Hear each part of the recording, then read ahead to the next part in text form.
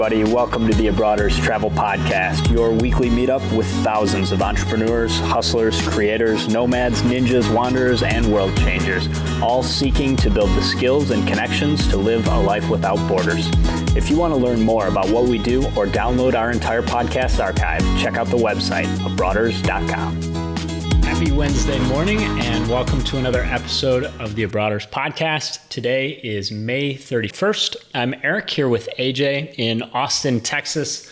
Top stories for today. We've got earning opportunities with United to earn through Hertz Rentals and a really nice British Airways shopping portal offer that we're going to talk about. We've also got targeted credit card offer for the United Mileage Plus card popping up at $75K. Looks like lots of people have been targeted, so that's something to check on. A new top card for non-bonus spending category from American Express, a card that you can earn 2 points per dollar spent for your first 50K. So we're going to talk about that new offer a little bit. Also, we've got a couple of answers for listener questions on today's show. One of them is, do I need to pay with my airline co-branded credit card to get my free checked bag, or is it enough to just have the card? So we're going to answer that for all the cards that do have the free checked bag benefit. And then in the core content, we're going to talk about which cards are worth paying the annual fee and what benefits besides those checked bag benefits might be worth considering before you decide to cancel a card. And then last but not least, we're going to share a booking success story from Sherry, who was able to use 90,000 Delta miles to visit Tokyo and China, and it saved a huge amount of money because the coach tickets were really expensive because of the origin and destination for a trip. So Janelle helped out with that, and we've got a good story about how that booking came together that hopefully will be helpful for some of you guys. All right, AJ, let's get into the news. Yeah, man. So what you mentioned with the United and Hertz promotion. So essentially the deal here is you can get some bonus United miles if you're a Mileage Plus member. This is only for Mileage Plus members. So if you don't have an account, you need to create an account before you do this. But you can get up to 5,000 United miles for renting with Hertz. So it depends on your status on how many miles you generally get, but what they're doing for all Mileage Plus members is giving 1,500 miles is the bonus on top of what else you would get from based on your status and based on the rental. It's got to be a mid-size to a larger size. And you had an experience kind of pondering whether you're going to get a more expensive, bigger rental to get the bonus miles. But ultimately, if you're going to be renting a car, this could be a good option. We got this tip from Frequent Miler, yep. And as he put it, he's normally a national guy because of the status that he gets from I forget which card. But in this instance, this is one of the reasons he would deviate from flexing his status. Yeah, so I think usually United earns 750 miles per rental with Hertz. And so this is adding 1,500 miles if you have no status to that. So I went and checked out this offer. I've got a game plan to be in northern Michigan for a wedding in the middle of June. And so I'm going to fly into Traverse City, which is a super small airport, and rent a car. I found a vehicle that would work for me with Avis that's about $90 for a 2-day rental. Mm-hmm. But I saw this offer and realized that there's definitely a chance that getting a slightly bigger car wouldn't cost that much extra money, and the mileage bonus would be worth it. So if you don't have elite status with United, you normally get $750 per rental, mm-hmm. And they're adding 1,500 to that. So my comparison here was 2,250 miles and how much of the additional rental costs I'd be willing to take on for that. Now, it turned out by going up to midsize, and I think this is mostly because of the small, tiny airport that I'm going to be checking the rental out. So this may not be true for a lot of people who are considering, just comparing Hertz to any of the other available options. But for me, it was almost $100 more to be able to do this 2-day rental. So it was like $190 instead of $90. I ended up deciding not to go and try and grab those bonus points. However, if I valued a larger car at, any more than $50, I could easily, say that I can get $50 to maybe even $100 out of 2,000 mm-hmm. mileage plus miles. Yeah. So, could be a really good deal, and it's relatively restriction free. I think it just has to be a 2-day rental or more in a mid-sized vehicle. So definitely worth checking that out. And you can see that when you log into your United account, just in the travel partners or offers menu, there's a way to see what you're targeted for with this bonus. For a link to that with more detail, let's go to abroaders.com/1 177. Man, this next thing that you found is something we normally stay away from. We do. You found a pretty nice offer with the shopping portal. Yeah, I usually don't think that shopping portals are that big of a value. And partially that's also because I don't buy a lot of stuff online. Like I go to Amazon, I buy things there occasionally, but I'm not a big shopper in general. But they're offering up to 24 points per dollar spent with a bunch of merchants. And this is supposedly going to go on for a week. We don't know if the best payout rates are going to stay in place for the entire week. So if you're interested, I'd recommend checking this out. We will have a link in the show notes to the British Airways portal. It's super easy. You just log into your Avios account or your Executive Club account, and you can see the different offers. The one also that I think could potentially apply especially well to travelers is one of the merchants with the highest possible payout is eBags. And so eBags is, I've been looking to buy some of those packing cubes. I find them super useful to just keep clothes organized. Compartmentalize stuff, whether you want to have, particular types of clothes in this one and that one, or just separate stuff. And you can even use it as like a laundry thing too. If you're in between on the road and doing laundry, put your dirty laundry and, segregate the clothes. It's underrated to have like the ability, especially if you're living out of a suitcase for any prolonged period of time, to just like when you get to your hotel, instead of like messing up all the clothes you already folded, you just pull out the packing cubes, set them out someplace where they're easy to access. So that's a super good value. I'm going to probably pick up a couple of sets of packing cubes, but they also have really nice luggage on there. They have like Tumi luggage on eBags. So if you're looking to just, like you've been waiting for the right time to get rewarded for investing in some new luggage that'll last you for a long time, this could be a really, really good deal. There's also, a few other random ones that might apply to folks. Like sunglasses, I think, are at like 18 points per dollar. Target's got 6 points per dollar, not super huge, but better than normal. So check it out. Again, we'll have a link in the show notes that shows you the different offers. And it looks like those points are probably going to post somewhere in like the 6 to 8 week range is what the promotion says. So you shouldn't do this as a way to buy Avios in the short term. But like if I'm gonna be able to spend say $100, 2,500 Avios points, it's legit. It's not nothing. Yeah, the rule of thumb with shopping portals is, just make sure you're not spending a much higher price to take advantage of the bonus. If you have a competitive offer and you can rack up some points, go for it if you're already there. Absolutely. All right. So next up, we've got news that Star Alliance is working on a shared reservation system that's alliance-wide for booking award tickets. This is interesting, man. This is potentially very big news. This sort of thing has never happened. None of the alliances. So basically, this is one of the big challenges of using rewards points is that, depending on which type of points you have, you may or may not be able to book the flights that you want with the program's website. So if you have United Miles, most of their partners appear on the United website.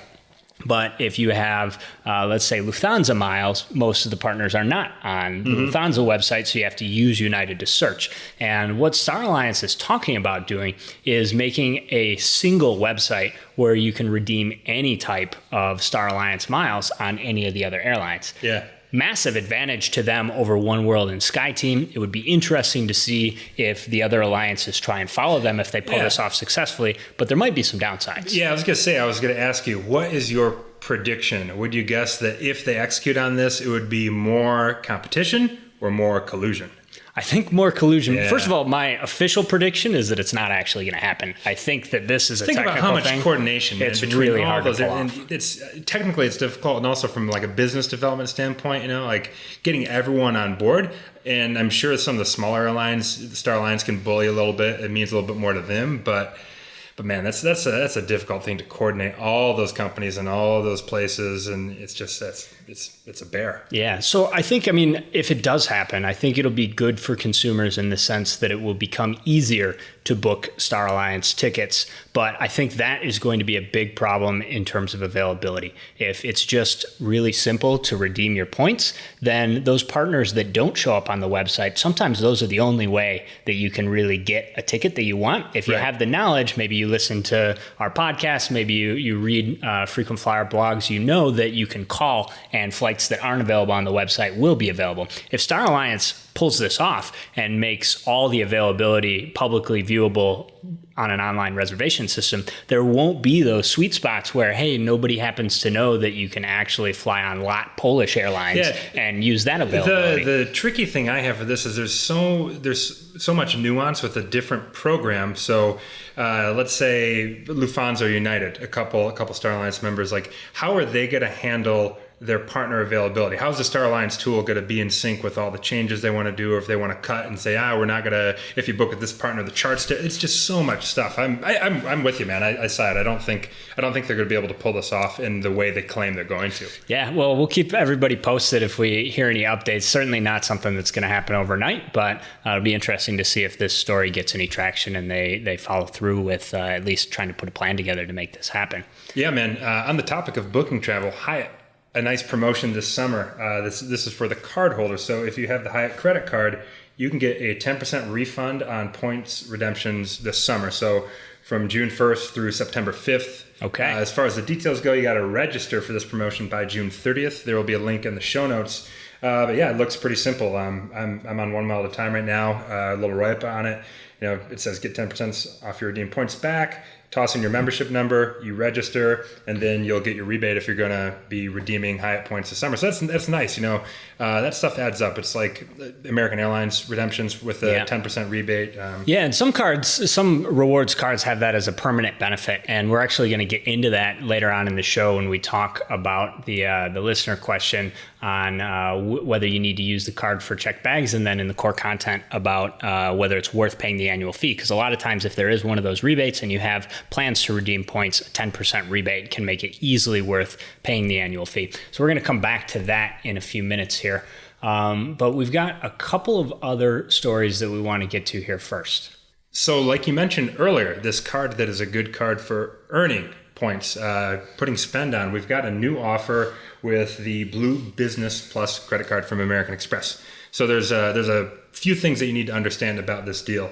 First thing is there's a 20,000 Amex membership rewards bonus. That's not the most exciting thing as far as a differentiator. You can find a 20,000 point bonus here and there. It's pretty common. However, what's nice about this offer is you earn 2x Amex membership rewards points on all of your purchases for your first $50K in spend. Right. So that's really, really, really nice to be able to earn 2x points on just all purchases, not have it be some bonus category, not have to book a flight with a particular airline. You just use this card. So 20,000 point bonus isn't super exciting, but if you're somebody that spends a little bit of money, it's pretty quick to do some math on that. You spend a couple grand a year, that's 48,000. Now you're talking a couple grand a month. Netted, a couple grand a month. Now you're talking about getting over 70,000 points. Another nice thing about this is this should not hurt you on Chase 524 because it's a business card. And the minimum spend is manageable compared to other business cards at $3K. So that's one of the lower, that's kind of on the bottom side of business spend. Yeah, so there used to be an Amex Blue for Business card that didn't have the plus at the end, and that card's been discontinued. So if you're not eligible to get a new Amex card, Amex has a limit of 5 credit cards that you're allowed to have across business and personal. So if you already have 5 credit cards, this doesn't include charge cards like the Amex Platinum or the Membership Rewards Gold card, but if you already have 5, you might consider converting the old Business Blue card into the Business Blue Plus card so that you can get that 2x on the first 50,000 points in spending. Again, like AJ said, no harm on the 524 rule, so this should not post on your personal credit report.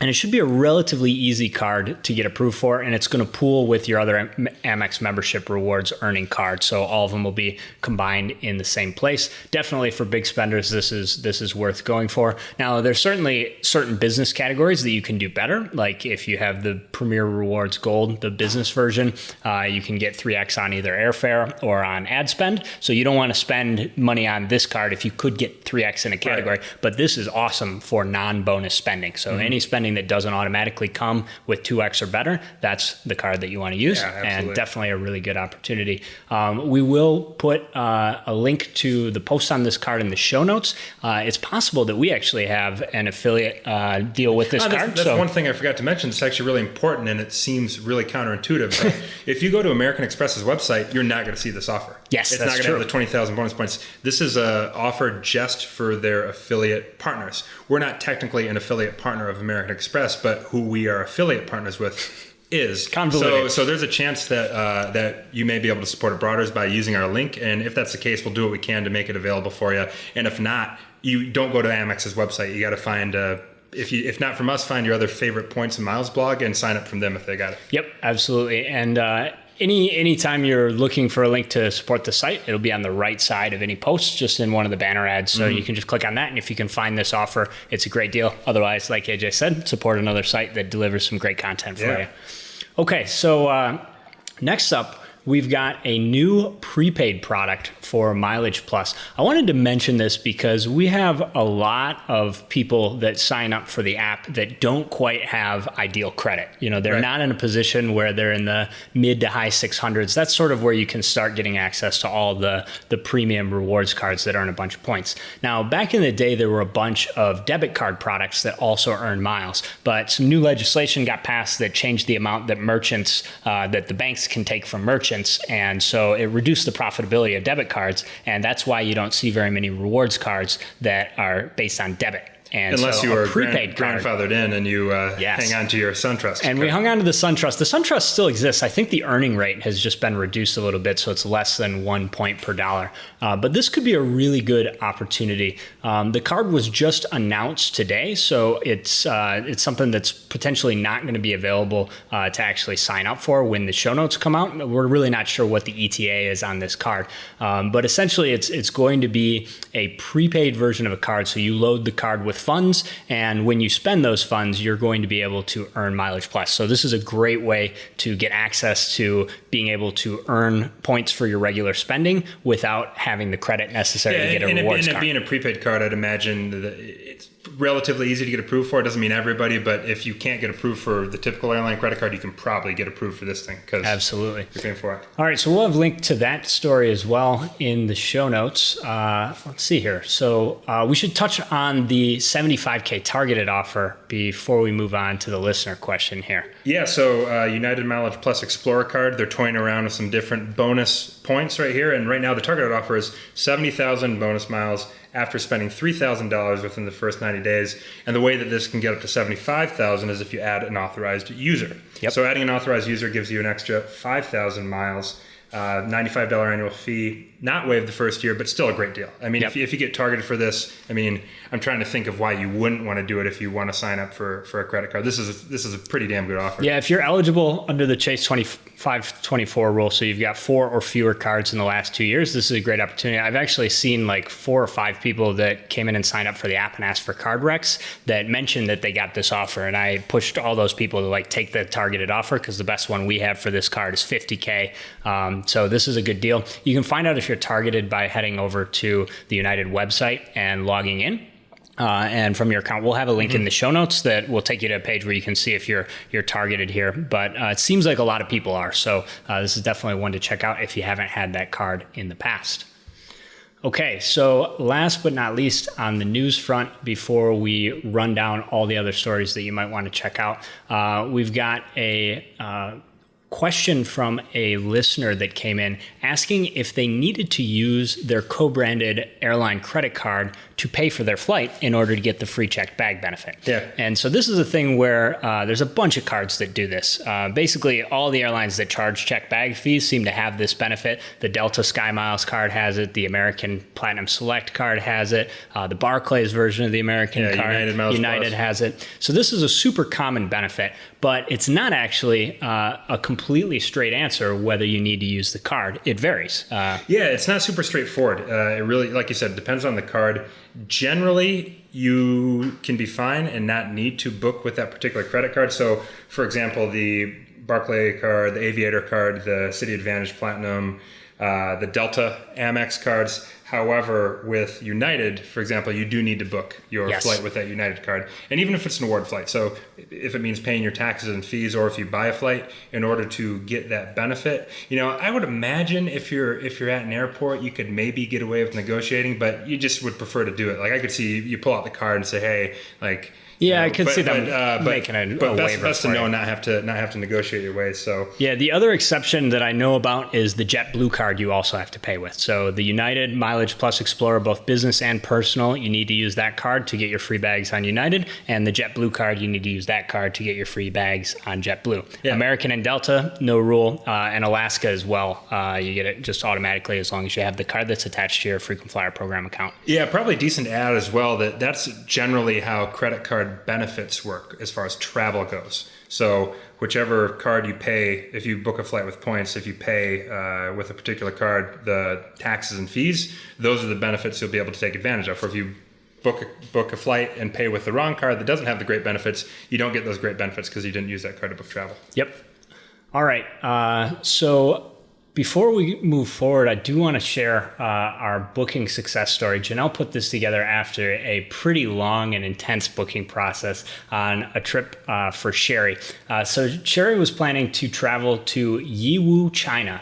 She won an Amazon seller scholarship, and so was going to participate in an event there. And Sherry is from Wichita, Kansas, and as you can imagine, a route from Wichita to Yiwu is not on the beaten path of travel. So I thought this was a good one to share because lots of our listeners and app users have home airports that are not the most popular hubs.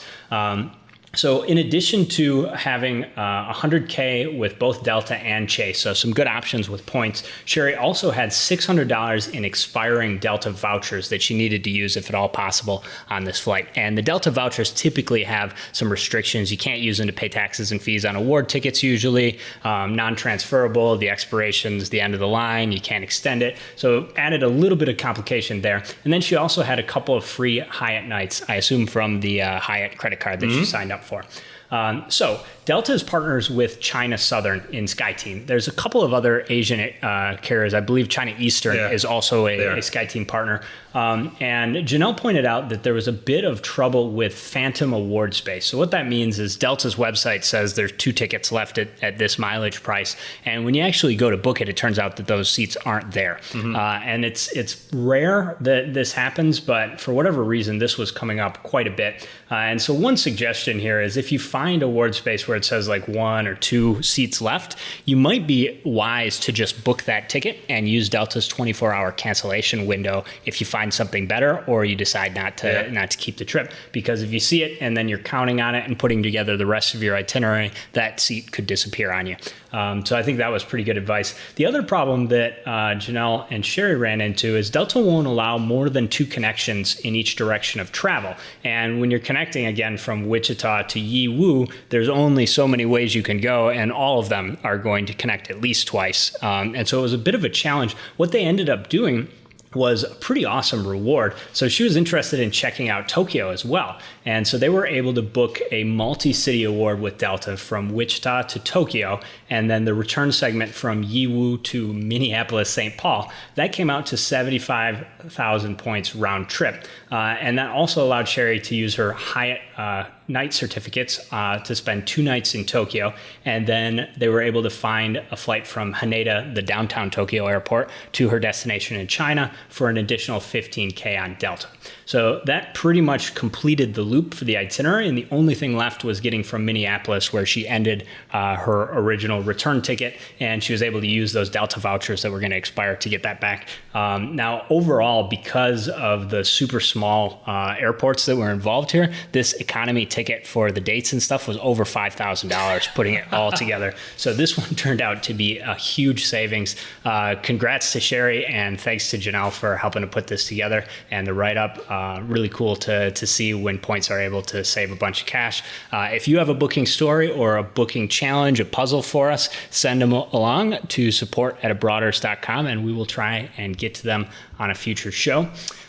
For core content today, as I said before, we're going to talk about annual fees and benefits, which cards are worth keeping. But before we do that, we're going to do a quick rundown of other things that were in the news this week that we don't have time to get into, but we're going to have links so that if you're interested, you feel like it could apply to you, might be worth checking out. Yeah, I'll go through these real quick. So first thing is Delta undoes a newly added Virgin Atlantic fuel surcharge. So they reversed their decision on that, which is nice. The next thing is Star Alliance is giving away 1 million miles with really any carrier. There's a little promotion.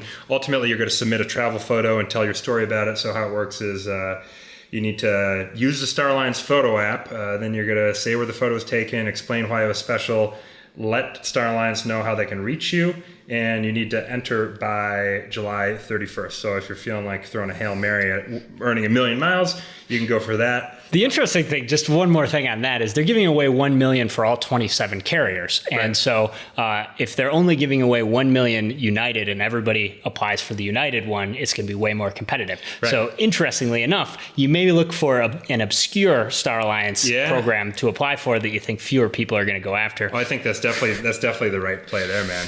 Next up, we've got Delta introducing face scanning technologies for baggage drop. They've been testing this in Minneapolis and are planning to expand it more. So we've got an article on that. We've also got some news that Aeroplan's website has been blocking certain Star Alliance awards. So if you've had trouble with bookings through the Aeroplan website, maybe check this article out in the show notes. It seems like a short-term issue, but probably could be affecting some people. So you can take a look. We've got more information about that as well. Yeah, and one of the final things is British Airways is going to start charging a fee for many third-party bookings. So long story short, it's going to be £8. So right now, around $10. So depending on who you book through, you may have to pay an extra $10 for a British Airways flight. It's kind of complicated based on what software the third party is using versus the network, and there's some costs that British Airways and other airlines have to pay. And so they're going to actually just start charging for that, not passing it through to the consumer. And then the final thing that I think could be worth talking about for a minute is Uber fessing up to overcharging drivers in New York to the tune of tens of millions of dollars. Yes. So what the way this worked is, what Uber told the drivers is, here's the deal, guys, we're going to take a cut of your cut. And the way Uber was calculating their take was off the top, out of what the consumer was paying. So there's different costs and things that the drivers have to deal with. And so as opposed to Uber taking a little piece of the profit essentially from the drivers, they're just taking it right off the top of the revenue. And they owe the drivers, I think, close to $50 million in New York alone. It's incredible. I mean, glad that this came to light and that Uber admitted their wrongdoing. But they've had a hell of a past 365 days. Serious run. Sexual harassment, doing bogus stuff with law enforcement, the CEO talking shit to an Uber driver over rates, and hey, funny, the driver was actually right, and the CEO of Uber looks like a huge asshole now. Not looking good for Uber as far as the PR front goes, but we'll see. Have they built a big enough moat to survive all this bullshit, or will the board have a chit chat with the CEO again and tell them you are on unbelievably thin ice? No more bullshit. Yeah, it'd be interesting to see how that plays out. Okay, so time to get into the core content.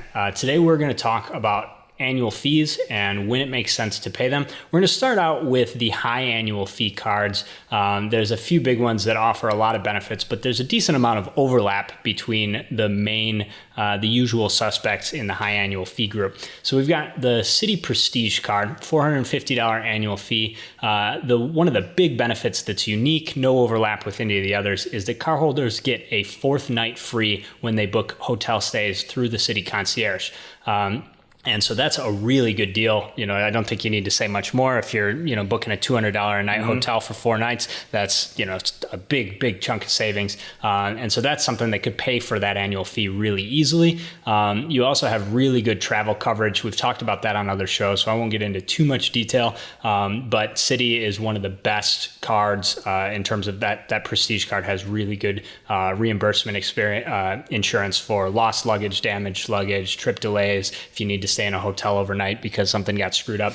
So those are all really good benefits that come along with the Citi card. And then it also has a $250 airfare credit. So your $400 annual fee automatically, as long as you're going to buy $250 worth of airfare, that is going to go down to $200. And if you value the other benefits like the hotel night, and there's no qualifying amount for that. Like, what is it with the Barclay? Yeah. So any flight that you book, if it's a $7 flight, just taxes and fees to an airline, €25 EasyJet flight, and have it all taken care of, and have that counted towards the credit. So next up is the Chase Sapphire Reserve. We've also talked at length about this one. It has the same type of priority pass access as the City Prestige card, so you've got lounge access, and doesn't have the same restrictions as the Amex Platinum, which is coming up next in terms of being able to bring guests. So if you have a priority pass through the Chase Sapphire, you're able to bring in a guest without paying the $27 additional fee. And the Sapphire is by far the best airfare credit. So out of the $450 fee, they give you $300, but it's not just airfare, it's travel. So it's Uber, it's hotels, public transit sometimes, not all of them, but a lot of them. And so that's a really good one. That brings the total fee down to $150, which I think is a no-brainer for that card. It's one I intend to keep for the long term. And then last up is the Amex Platinum card. The unique benefits with the Amex Platinum are elite status with a couple of programs that I use all the time. So you get elite status with Hilton, you get elite status with SPG, which now gives you elite status with Marriott, and you also get status with Hertz, National Rental Car, and Avis. So some nice benefits if you rent cars frequently or frequent Hilton or SPG Marriott hotels. Those for me are definitely in contention to be worth the entire annual fee. You get the priority pass, you get access to Delta lounges when you fly on Delta, and boy, what am I missing here? There's at least one other. Oh, the $200 airline fee credit. Now this is the crappiest credit. Tricky. It's only for your preferred airline. So you have to pick the airline. My current choice is Delta, and it's supposed to be for extra fees like baggage fees, or sometimes they'll credit you for lounge access drinks, food. But the key here is that you can actually buy gift cards and get a credit using gift cards. So I just always buy $200 worth of gift cards with Delta, and then I redeem those gift cards when I want them later on. One quirk that I discovered very recently is if you buy Delta gift cards, I don't know if this is the same for United or American Airlines, but you have to wait 72 hours to use them, which is a huge pain in the ass because I bought them obviously when I had a flight that I was ready to use, and I couldn't use the cards and I didn't want to lose the flight, so I had to save them for later. That's something to be aware of. But I think amongst those cards, all of them in their own right can justify the annual fee. Potentially, you're going to want to write off, at least one or two. You don't need all three of them. I have all three of them right now, and there's some overlap. I think the moral of the story with the high annual fee cards is when you see the annual fee of a credit card, and we're going to get into some with lower fees, under $100.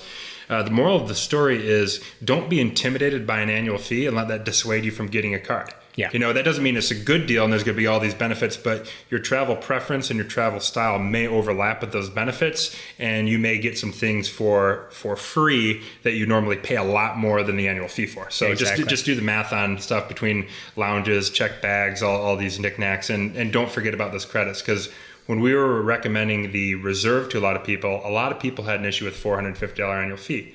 But once you communicate, you got to spend $300 on travel in the next year. Yeah, absolutely. Okay, then you're only at $150 and you get all these benefits. Right. That seems good. And 100,000 points. Yep.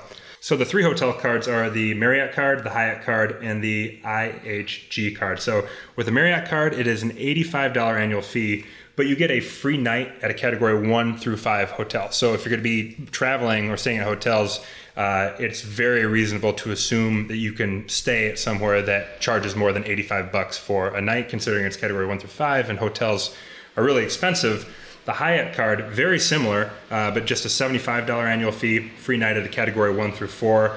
And then the IHG card, only a $49 annual fee. You get platinum status and you get a free annual night at any property. So essentially you get paid for your annual fee by getting a free night. So $49 that's a super good deal. It's hard to find a hotel less than that. And the nice thing is this one is the only one of the three that does not have a category limit. So I think Marriott categories go up to 7 or 8. Hyatt goes up to 7 or 8. So you get the bottom half of the hotels. But with the IHG card, you can stay at the Intercontinental in London or Hong Kong, and that could potentially be a $400 or $500 a night type of hotel. So that's a really good card to have. It's also a card that is not counted in the Chase 524. Both the Hyatt and the IHG, they count against you if you get those cards, they'll count against you towards a different card. But if you're already over 524, you can get those. Like if you have 10 cards open in the last 2 years, Chase will still approve you for that. So sequence it. Don't sign up for that before you get the Chase Sapphire Preferred or the United Mileage Explorer with a good bonus or whatever. So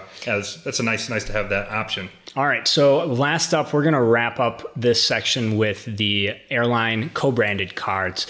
So we talked a little bit about whether or not you have to use those cards to pay for your ticket, but there's some other benefits that could make them worth the annual fee, so I wanted to run through these. First up is the United Mileage Explorer card. It's a $95 annual fee. You get 2 lounge passes per year and better award availability. Now, that's the one that I would hang on to this card for personally, because a lot of times the extra award availability, it just opens up more flights for Saver Awards, and that can help you save a lot of miles. So if you have a bunch of Chase points or you have a bunch of United points, having this card can make it much easier to get more direct routing, lower, shorter stopovers.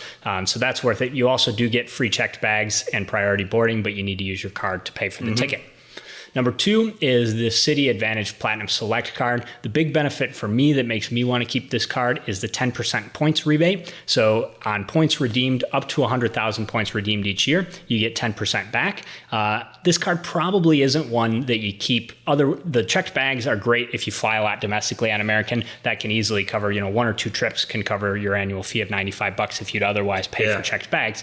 But if you don't have a bunch of AA points that you plan to redeem in the next year, you may not want to worry about keeping this card just for that 10% rebate. And the other thing is it overlaps with the Barclay card 10% rebate. So in other words, if you have both cards, you don't get 10% back on 200,000 miles. It's still capped at 100,000. The most you can get back is 10,000 miles. I still think 10,000 American miles is worth roughly $200. So if you're going to even get half of that benefit in a year, it's worth the $95 annual fee. Yeah. Next one we've got here is the Delta SkyMiles Platinum card. So this has a little bit higher annual fee, $195. You get your free checked bags, or you would guess, but you also get an annual companion certificate where you just pay the taxes. Right. So that is a reason to hold on to this card. But once again, if you don't have many friends to travel with and you travel alone, maybe it's not the card for you, but you can definitely get some value out of that. But 195 is getting to the point where not worth it unless you're really confident you're going to use that companion ticket. Yep, and you can't use it on mileage redemptions, which wouldn't make sense really anyways. But so this is one where it's a paid ticket. But if you buy tickets on Delta and you typically travel with somebody else, paying $195 to get the second person to travel for free, just paying taxes and fees, 1 flight a year should cover you. Sure. So if you do 1 flight with a companion, this card's worth paying the annual fee. Next up, JetBlue. It's a $99 fee. This is one of the cards that gives you an annual miles bonus. They give you 5,000 miles at the end of the year for renewing your account and paying your annual fee. It also comes with a 10% rebate on miles redeemed and free checked bags if you use the JetBlue card to pay for your ticket. Now, JetBlue points vary quite a bit. It's a cash-based program, so that means that the price of the ticket that you would actually buy from JetBlue for money, that's how they calculate how many points it's required, but it's not super consistent. So Doctor Credit reports that it's somewhere between 1 and 1.89 cents per point. Abroaders has been tracking JetBlue. Our weighted average is exactly at 1.5 cents per point, but it is a small data set. We only track, for the most part, things that we do through our premium booking service, and since JetBlue is so easy to book, not many people come to us for help since you can do it so easily on the website. But I think 1.5 is a pretty safe estimate. So that means the 5,000 point annual bonus is worth $75, and that knocks out most of the annual fee. So you're looking at, on top of that, just a $24 annual fee. So the JetBlue card could be worth hanging on to if you book with JetBlue a lot. The 10% rebate can come into play and make those points even more valuable. Yeah, next one, the Alaska Airlines card, like the Delta card, has a companion component to it. So this annual fee is $75, and then you get a companion fare that's not completely free, but it's $99 plus the $22 in taxes and fees. So you pay $75 for the privilege of a $121 companion fare. So essentially, you buy a flight, and no matter how expensive it is, the next person, your travel companion, gets it for $121. So you can probably squeeze a lot of value out of that. So yeah, again, I think the threshold, just like the Delta card, is roughly one flight per year. I mean, most flights are more than $200. So if you're going to pay a $75 fee plus the $121 to book your companion, if you got one paid airfare that you're going to travel with your companion that's $200 or more, this card's an easy win to keep as well. Next up are the Southwest cards. Now, there's two versions, and these two versions exist both as personal cards and business. So there's actually 4 cards. The business and personal Plus card has a $69 annual fee. They give you 3,000 annual points credit at the end of the year. So Southwest comes in at 1.4 to 1.7. That's sort of what they say on their website. Dr. Credit seems to agree that's roughly the range. We've actually had the Abroaders average come out to 1.7 exactly, and that's for about 150, 200,000 points redeemed. So I think that's a pretty safe estimate. That means that the 3,000 point annual bonus is going to be worth $42 to $51. So that's pretty nice in comparison to a $69 annual fee. And the more expensive Premier version has a $99 annual fee, but gives you 6,000 points, which are worth between $84 and $102. So if you have either of those cards and you fly with Southwest and have an opportunity to be able to use the points, the annual points dividend basically pays for the annual fee. Now, that being said, there aren't any other big benefits with these cards. So it's sort of a wash, I think, in the sense that like Southwest doesn't charge for checked bag fees. So you don't save on checked bags. Right. So maybe not. But if it's a push and you can actually put those 3,000 or 6,000 points to use each year, it's a way to keep a card open and you're going to get the annual fee more or less reimbursed back to you in the form of points. And that allows you to keep the line of credit open, keep the relationship with Chase, and ultimately, have a longer average age of your total accounts, which helps your credit score. Yeah. Final one here is the Delta SkyMiles Gold Card. And our 2 cents is $95 is not worth it. So you only get a free checked bag. And my thought process here is there might be some people saying, I fly Delta a lot, so I'm going to rack up those checked bag fees. It's like, if you fly that much with Delta, you probably have status and you probably don't need to pay $100 a year for this credit card that's not super valuable to get free check bags. Yeah, I think there's a narrow window where if you truly fly alone all the time and the Delta SkyMiles Platinum that comes with that companion certificate isn't going to be useful to you, and you fly, let's say, 2 round trips and you check a couple extra bags, maybe you travel with a lot of luggage. Some people need to move gear back and forth. I know our teammate Jake tends to check a bunch of bags when he flies back to Michigan.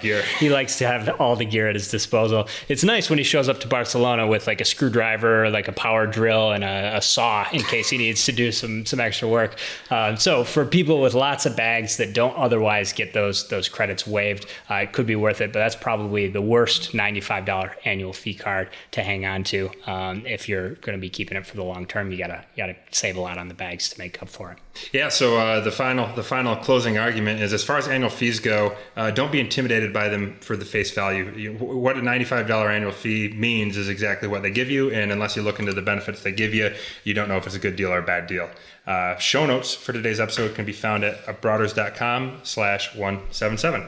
Thanks for being with us. We will be back next week, 8 a.m. Eastern Standard. Wherever you are, travel safe. Hey, Broaders, don't be shy. Hop over to the website and join our email list for exclusive travel hacking content.